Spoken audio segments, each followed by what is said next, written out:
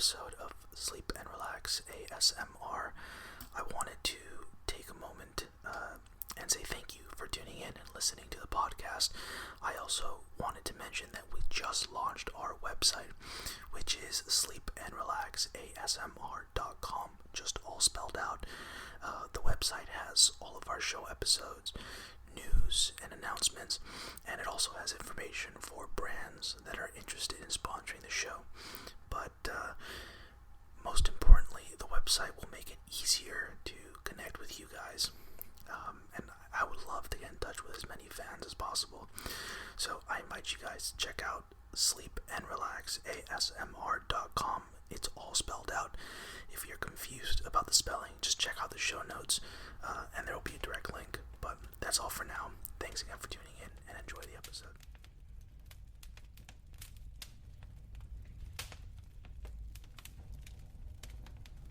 So today I'll be reading some North American folklore tales. So it'll be kind of similar to urban legends, but folklore instead. Not sure exactly how accurate these stories will be, but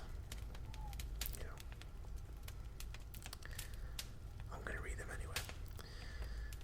The first one is called, well, actually, I don't know how many I'll do, but I'll definitely do at least this one.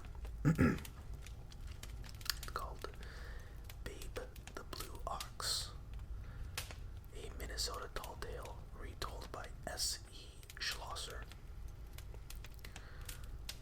And it goes like this. One winter it was so cold that all the geese flew backward and all the fish moved south, and even the snow turned blue. Late at night it got so frigid that all spoken words froze solid before they could be heard. People had to wait until sun up to find out what folks were talking about the night before. Paul Bunyan went out walking in the woods one day during that winter of the blue snow. He was knee-deep in blue snow when he heard a funny sound between a bleat and a snort.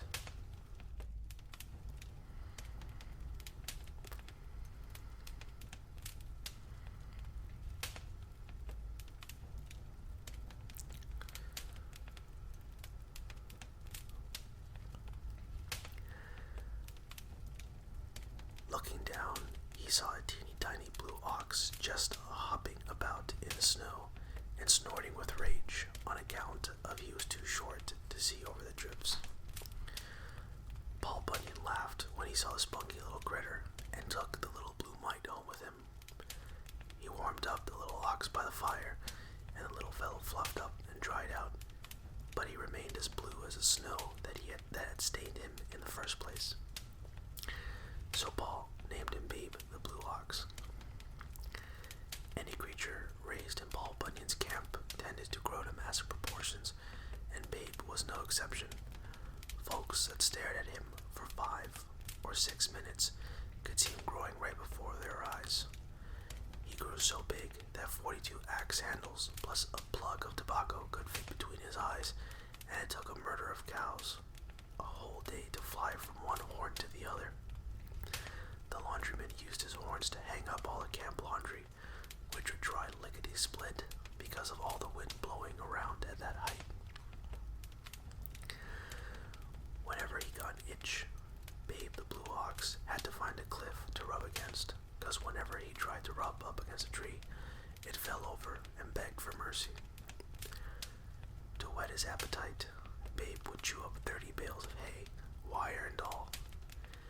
It took 6 men with picaroons to get all the wire out of Babe's teeth after his morning snack. Right after that, he'd eat a ton of grain for lunch and then come pestering around the cook, Sourdough Sam, begging for another snack. Babe the Blue Ox was a great help around Paul Bunyan's logging camp. He could pull anything that had 2 ends, so Paul often used him to straighten out the pesky, twisted logging roads. By the time Babe had pulled the twist twists and kinks out of all the roads leading to the lumber camp, there was 20 miles of extra road left flopping about with nowhere to go. So Paul rolled them up and used them to lay a new road into New Timberland. Sorry, obviously, as you can tell, some of the language is like very folklore, and it's not, a lot of the words and phrases like we don't really use. So anyway, I apologize if I'm saying some of these words a little mangled or if some of the phrases a little funny. I'm trying my best. We continue. Paul also used Babe the Blue Ox to pull the heavy tank wagon, which was used to coat the newly straightened lumber roads with ice in the winter, until one day the tank sprang a leak that trickled south and became the Mississippi River. After that, Babe stuck to hauling logs. Only he hated working in the summertime, so Paul had to paint the logging roads white after the spring thaw so that Babe would keep working through the summer. One summer, as Babe the Blue Ox was hauling a load of logs down the whitewash road and dreaming of the days when the winter would feel cold again and the logs would slide easier on the ice, he glanced over the top of the mountain and got a glimpse of a pretty yeller calf grazing in a field. Well, he twisted out of his harness lickety-split and stepped over the mountain to introduce himself. It was love at first sight, and Paul had to abandon his load and buy Bessie, the yeller cow, from the farmer before Babe would do any more hauling. Bessie, the yeller cow, grew to the massive yet dainty proportions that were suitable for the mate of Babe the Blue Ox. She had long yellow eyelashes that tickled the lumberjack standing on the other end of camp each time she blinked. She produced all the dairy products for the lumber camp. Each day, Sourdough Sam made enough butter from her cream to grease the giant pancake griddle, and sometimes there was enough left over to butter the toast. The only bone of contention between Bessie and Babe was the weather. I had to adjust myself. Babe loved the ice and snow, and Bessie loved warm summer days. One winter, Bessie grew so thin and pale that Paul Bunyan asked his clerk Johnny Inkslinger to make her a pair of green goggles so she would think it was summer. After that, Bessie grew happy and fat again and produced so much butter that Paul Bunyan used the leftovers to grease the whitewashed lumber roads in summer. With the roads so slick all year round, hauling logs became much easier for Babe the Blue Ox, and so Babe eventually came to like summer almost as much as Bessie. And that's the end of that little tale. A really nice little lovely tale that was.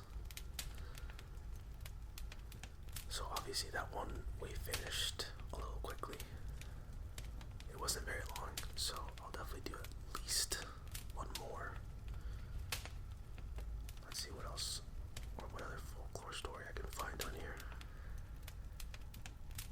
Next one is called The First Years. It's an Inuit myth retold by S.E. Schlosser, the same person from the first tale. And it reads, once long ago, man went hunting along the water's edge for seals. To man's delight, many seals were crowded together along the seashore. He would certainly bring home a great feast for woman and son. He crept cautiously toward the seals. The seals grew restless. Man slowed down. Suddenly, the seals began to slip into the water. Man was frantic. His feast was getting away. The man saw a single seal toward the back of the group. It was not moving as quickly as the others. Here was his prize. He imagined the pride on a woman's face, the joy in son's eyes. Their bellies would be filled for many days from such a seal. Man crept toward the last seal. It did not see him, or so man thought. Suddenly, it sprang away and slipped into the water. Man rose to his feet. He was filled with a strange emotion. He felt water begin to drip from his eyes. He touched his eyes and tasted the drops. Yes, they tasted like salty water. Strange choking sounds were coming from his mouth and chest. Son heard the cries of man and called woman. They ran to the seashore to find out what was wrong with man. Woman and son were alarmed to see water flowing out of man's eyes. Man told them about the shore filled with seals. He told how he had hunted them and how every seal had escaped his knife. As he spoke, water began to flow from the eyes of woman and son, and they cried with man. In this way, people first learned to weep. Later, man and son hunted a seal together. They killed it and used its skin to make snares for more seals. So, this tale is supposed to be about a man who learns how to cry. He had never had that feeling, and when he finally learned how to cry, it kind of shocked him, his and his family. And it kind of just, it's a nice tale about, again, just man learning how to cry, people learning how to cry in general. And we definitely can do, again, a couple more.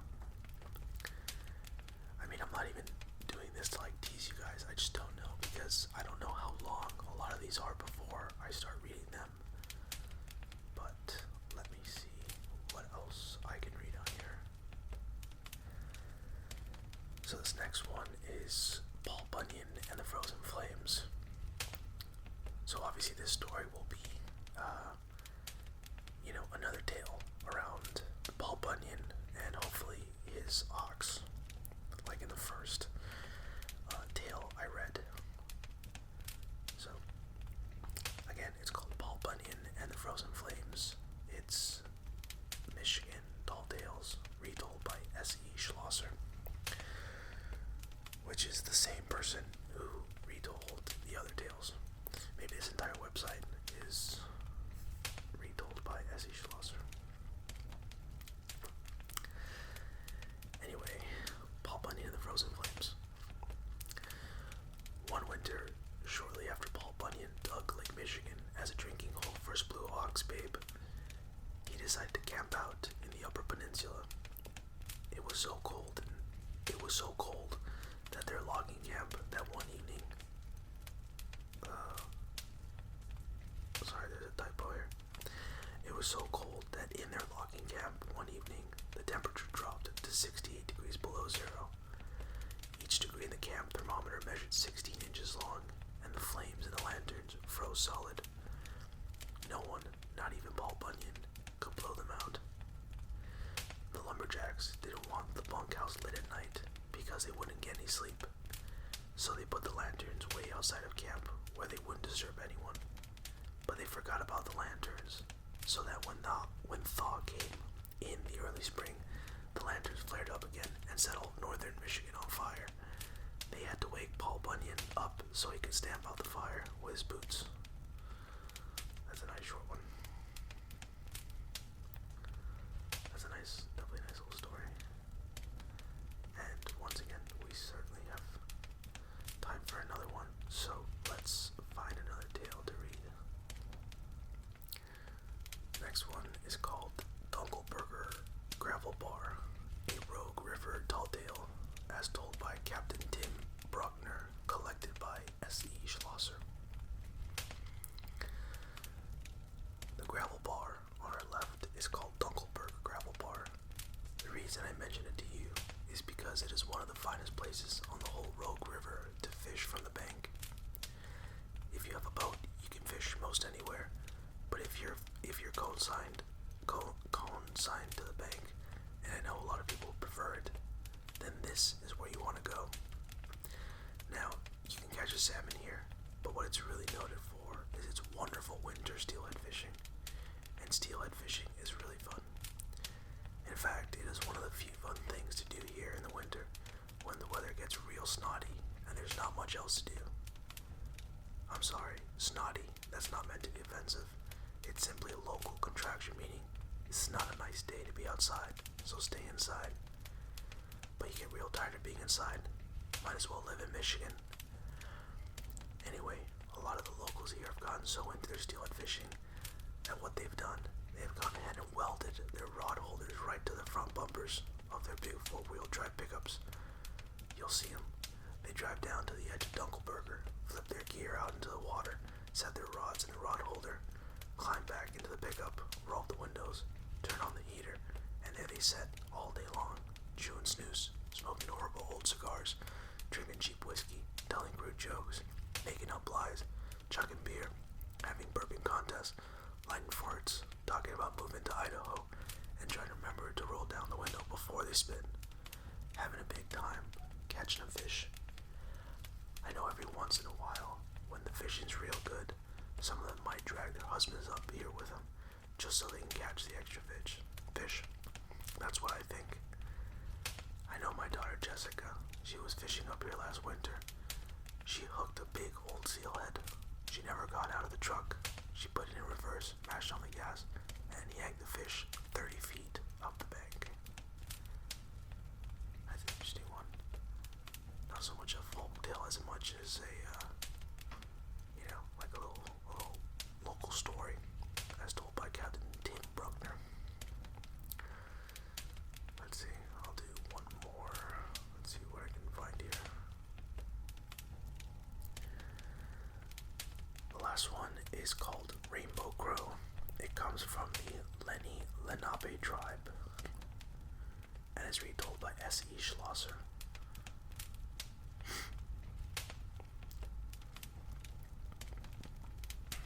And it goes like this. It was so cold. Snow fell constantly and ice formed over all the waters. The animals had never seen snow before. At first, it was a novelty, something to play in, but the cold increased tenfold, and they began to worry. The little animals were being buried in the snowdrifts, and the larger animals could hardly walk because the snow was so deep. Soon, all would perish if something were not done. We must send a messenger to Kichamu Kaung, the creator, who creates by thinking that what will be, said Wise Owl. We must ask him to think the world warm again, so that Spirit Snow will leave us in peace.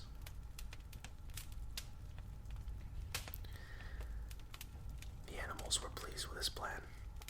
They began to debate amongst themselves, trying to decide who to send up to the Creator. Wise Owl could not see well during the daylight, so he could not go. Coyote was easily distracted and liked playing tricks, so he could not be trusted. Turtle was steady and stable, but crawled too slowly. Finally, Rainbow Crow, the most beautiful of all the birds with shimmering feathers of rainbow hues and an enchanting singing voice, was chosen to go to see the Creator. It was an arduous journey, 3 days up and up into the heavens, past the trees and clouds, beyond the sun and the moon, and even above all the stars. He was buffeted by winds and had no place to rest, but he carried bravely on until he reached heaven. When Rainbow Crow reached the holy place, he called out to the Creator, but received no answer. The Creator was too busy thinking up what would be to notice even the most beautiful of birds, so Rainbow Crow began to sing his most beautiful song. The Creator was drawn from his thoughts by the lovely sound, and came to see which bird was making it. He greeted Rainbow Crow kindly and asked what gift he could give the noble bird in exchange for his song. Rainbow Crow asked the Creator to unthink the snow so that the animals of Earth would not be buried and freeze to death. But the Creator told Rainbow Crow that the snow and the ice had spirits of their own and could not be destroyed. What shall we do then? Asked the Rainbow Crow. We will all freeze or smother under the snow. You will not freeze, the Creator reassured him, for I will think of fire, something that will warm all creatures during the cold times. The Creator stuck a stick into the blazing hot sun. The end blazed with a bright glowing fire which burned brightly and gave off heat. This is fire, he told Rainbow Crow, handing him the cool end of the stick. You must hurry to Earth as fast as you can fly before the stick burns up. Rainbow Crow nodded his thanks to the Creator and flew as fast as he could go. It was a 3-day trip to heaven, and he was worried that the fire would burn out before he reached Earth. The stick was large and heavy, but the fire kept Rainbow Crow warm as he descended from heaven down to the bright path of the stars. Then the fire grew hot as it came closer to Rainbow Crow's feathers. As he flew past the sun, his tail caught on fire, turning the shimmering, beautiful feathers black. By the time he flew past the moon, his whole body was black with soot from the hot fire. When he plunged into the sky and flew through the clouds, the smoke got into his throat, strangling his beautiful singing voice. By the time Rainbow Crow landed among the freezing cold animals of Earth, he was black as tar and could only caw instead of sing. He delivered the fire to the animals, and they melted the snow and warmed themselves, rescuing the littlest animals from the snowdrifts where they lay buried. It was a time of rejoicing, for Tinde, fire, had come to Earth, but Rainbow Crow sat apart, saddened by his dull, ugly feathers and his rasping voice. Then he felt the touch of the wind on his face. He looked up and saw the Creator who creates by thinking what will be, walking toward him. "Do not be sad, Rainbow Crow," the Creator said. "All animals will honor you for the sacrifice you made for them, and when the people come, they will not hunt you, for I have made your flesh taste of smoke, so that it is no good to eat, and your black feathers and hoarse voice will prevent man from putting you into a cage to sing for him. You will be free." Then the Creator pointed to Rainbow Crow's black feathers. Before his eyes, Rainbow Crow saw the dull feathers become shiny, and inside each one he could see all the colors of the rainbow. They will remind everyone who sees you of the service you have been to your people," he said, "and the sacrifice you made to save them all. And so shall it ever be."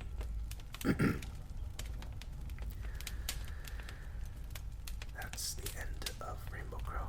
What a great little tale to finish the episode. I really, really, really loved that last one. I enjoyed making this episode. I definitely plan on doing more North American folklore and tales in the future, or reading them, so expect that heading forward. But that's the end of this episode. If you loved it or hated it, you can send me an email to SleepandRelaxASMR@gmail.com, and you can also check out the website SleepandRelaxASMR.com. If you subscribe to the newsletter, you're going to get access to discounts to really cool products, access to what's going on with the show,